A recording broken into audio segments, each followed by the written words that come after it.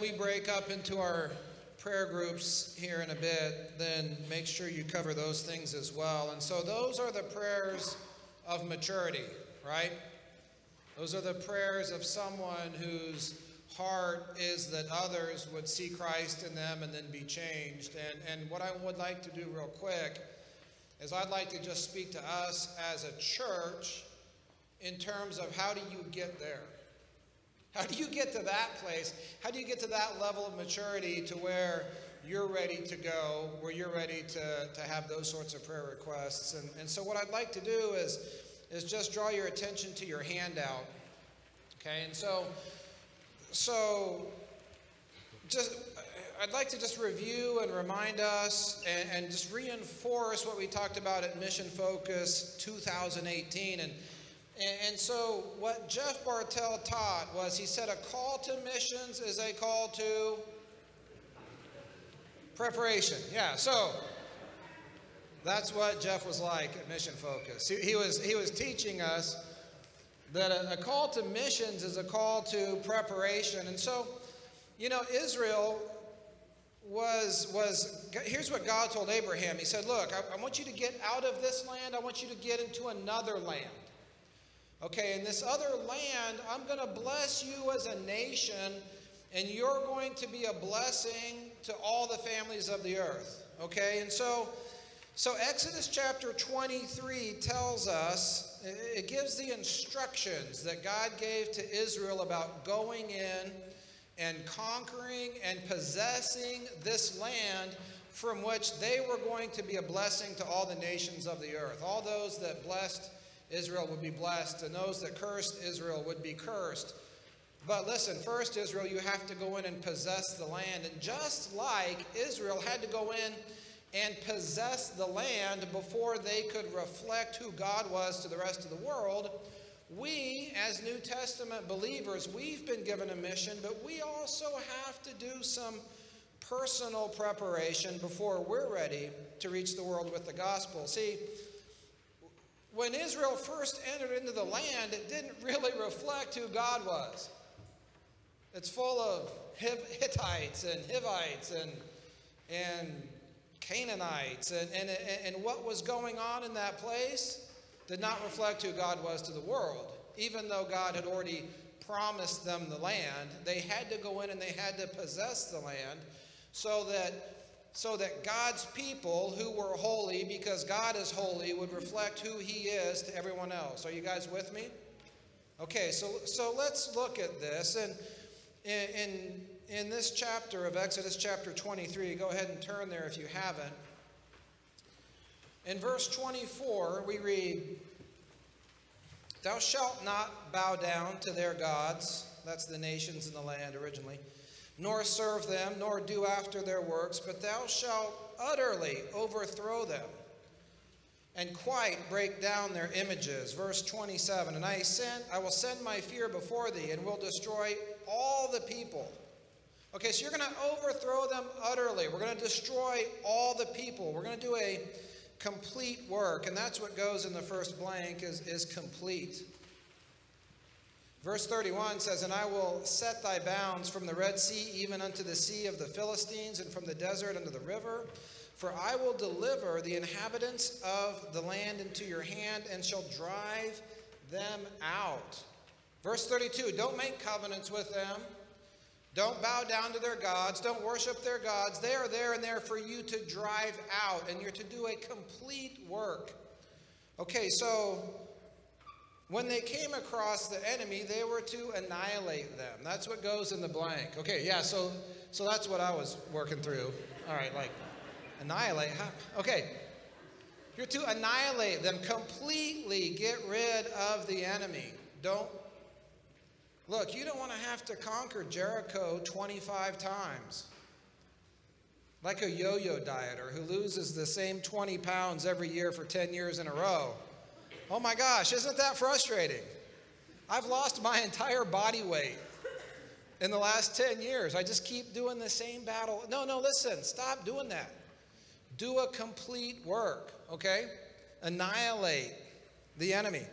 And then abide. In verses 29 and 30, I will not drive them out from thee in 1 year, lest the land become desolate and the beasts of the field multiply against thee.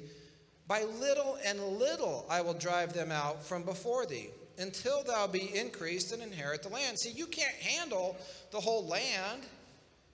You'd have wild animals, you'd have weeds growing up, you'd have crabgrass everywhere. Enemies would be hiding out. You don't have enough people to patrol the perimeter. What you need is just to go in and look, do a complete work where you're at, and then abide there. And once you've done that, then we'll move forward again, once you've strengthened yourself, and then we'll take the next bit of land and we'll win the next battle, and then we'll abide there. Okay? So first of all, you annihilate the enemy, and then you abide, and you do a complete work as you go. And you might be thinking, okay, well, that sounds really good, but we don't ever get to the point of sinless perfection, do we? Paul said, well, look, I haven't apprehended yet. I'm still improving. I'm still growing in my faith. Okay, well, that's a good question. How can we as New Testament believers do a complete work in the areas where God's given us if we never reach the point of sinless perfection? Well, good question. I'm glad you asked, and here's the answer. God, doing a complete work is not reaching a point of sinless perfection. That's not what God expects from you. Let's go to the next point. So we're to do a complete work, number 2. Okay, we covered that. Number 3 is do a crosswork. Crosswork. Hey, by the way, over there in the text box on your handout is 2 Corinthians chapter 10, verse 5 and 6. Just draw a little line on your handout. Draw a little line from annihilate up to 2 Corinthians chapter 10, verse 5. Doing a complete work, bringing every thought in captivity is what it looks like for us. And then from 2 Corinthians 10, 6, just draw a line up to abide. Okay?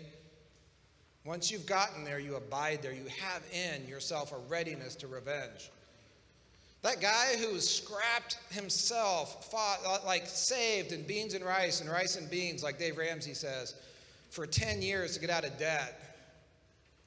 Is he going to go back into debt the first time someone tries to sell him a free credit card? He's going to be like, no, I've got in a readiness to defend myself and my family against that stuff, right? The addict? Oh, hey, you can have just one. I've got in a readiness to defend myself against that thing because now I'm abiding in a good place, but I'm watching out. Does that make sense? Once we do a complete work in some area of our lives, here's what God says. Look, have within you a readiness to defend that. Okay, that's in 2 Corinthians chapter 10. 2 Corinthians 10:6. You can look those up on your own. Okay, so anyway, back to doing a crosswork. What's that mean? First of all, if you look through this chapter at what God does between verses 20 and 33, what you're going to see is God says, I'm going to drive out the enemy. The victory belongs to me. That's my part. I'll win this battle. Here's your part. There's 2 things. Number 1, obey. See, here's what God says. And actually, I put it here in there because it starts with A. But what the Bible says is, I'm going to send my angel down, and he's going to lead you in the way that you should go. And here's what I want you to do. I want you to obey him. Because if you do what he says, your adversaries are my adversaries. Oh, but if you don't do what he says, yeah, it's not going to go well. You're cooked. Okay. We obey. The second thing is this. We need to alienate ourselves from the world. We read those verses. Look, don't make their gods your gods. Don't make a covenant with them. They're not your friends. They're your enemies. And you just need to get victory in those areas, do a complete work, and drive them out. So how can I do a complete work? Well, I can come to a place of complete obedience to God's word. Okay? I can come to a place where I am completely separated from the world's way of thinking, and I'm completely bought in to God's way of thinking. Now, it doesn't mean I live perfectly, but I am surrendered. Absolute surrender will bring absolute victory. And so here's what it looks like. I can come to a decision point in my life, and I'm walking down this pathway, and I've got 2 different ways in front of me, okay? One way in the pathway here, right here by Amaya, okay, you're like the signpost. And this is the way of self-improvement. And this is how a lot of Christians think it works, okay? I'm pretty good, but I'm going to get even better. So I'm going to get through D1 and then D2, and I'm going to be on this course of self-improvement called Christianity. And eventually, I bet you I'll get somewhere really good where maybe my skill set's going to be appreciated, okay? I'm kind of awesome. Really, I just need an opportunity. And maybe if I keep moving forward down this pathway, I'll get my opportunity, okay? So that's the sign that you're holding up there, Maya, okay? That's the road of self-improvement. But then there's this other way, and it's the way of the cross. And the way of the cross says, take me up, deny yourself, and follow me. See, the world thinks this way. The world thinks, hey, what's in it for me? What's in it for, what can I get out of this? The way of the cross says, well, what's in it for Christ? Am I willing to take up my cross? That is, let's see, oh yeah, that's something that kills. Am I willing to die to self in order that others may live? To surrender to God's word instead of my way of thinking, I have to surrender. I have to change something, don't I? I have to surrender my natural tendencies, my way. Okay, so Mark chapter 8, verse 34 says that. Take up your cross, deny yourself. Okay, we'll come back to this in just a second. Okay, we want to do a continuing work, number 3. In Exodus 29 and 30. We read, Exodus 23, 29 and 30. I will not drive them out from before thee in 1 year, lest the land become desolate and the beasts of the field multiply against thee. By little and little I will drive them out from before thee until thou be increased and inherit the land. And for us to move forward and get to a place where God would have us to get. See, so I'm going to sanctify myself today for what's coming tomorrow. I'm going to prepare myself now. See, I know you guys' hearts. You want to be church leaders. You want to be missionaries or pastors. You want to go and be part of what God's doing, right? Well, how do I get there? James got there. How did he get there? The church leaders, they got there. How can I get from where I am? Because not everybody gets there. Okay, well, good question. Most don't go because they won't go. Because they won't go down the road, which is the way of the cross. See, in Joshua chapter 1, verse 3, we read this. Every place that the sole of your foot shall tread upon, that have I given unto you. And God gave Israel the land, didn't he? And then he said, oh yeah, I've given you this land. Wherever you go, wherever you put your feet, I'll give you that victory. So God says to the church, here's a mission, and lo, I am with you always. He's with us. It's his mission. And if we'll just buy into it, he'll give us the victory. Here's the problem. Here's the problem. We tend to think of it wrong. Okay? You don't need to get better. You need to get deader. Not debtor as in debt. Debtor as in dead. Like take up your cross, deny yourself, and follow him. And most people are willing to go down the pathway of self-improvement, but they won't go down the pathway of self-death, because that's hard. So more ministry for you, that sounds really good until it means more quiet time, more dedication, more spiritual attack, more Bible study, more counseling. That means less time on Netflix. You're the first one here, you're the last one to leave. Oh, wait a minute. No. I just wanted a position. I just wanted everyone to recognize how awesome I am. Yeah, see, now that's the part that needs to go. It's not improve yourself, it's remove yourself. You don't need to fortify yourself, you need to mortify yourself. Here's the thing, I must increase so that he can increase. Is that how it works? No, I must decrease so that he can increase. And here's the problem. The pathway to preparation for us is the way of the cross. Walking the way of self will lead to frustration. And eventually you keep going down that pathway, and eventually it doesn't work out. You're frustrated, and here's what you end up saying. Yeah, I tried religion and it didn't work for me. Yeah, you are so right. You did try religion and it didn't work for you, but you did not try biblical Christianity.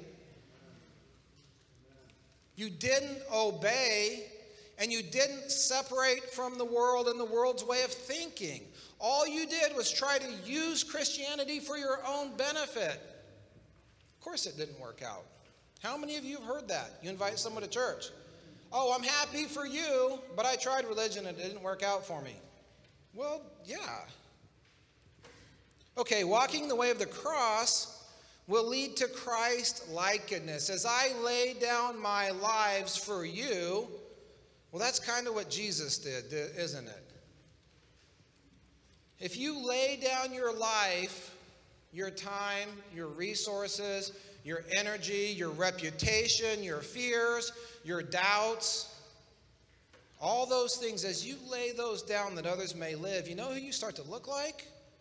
You look like Jesus. And you'll start to sound like Jesus, and you'll say things like, my prayer is really for the lost, that people would see Christ in me.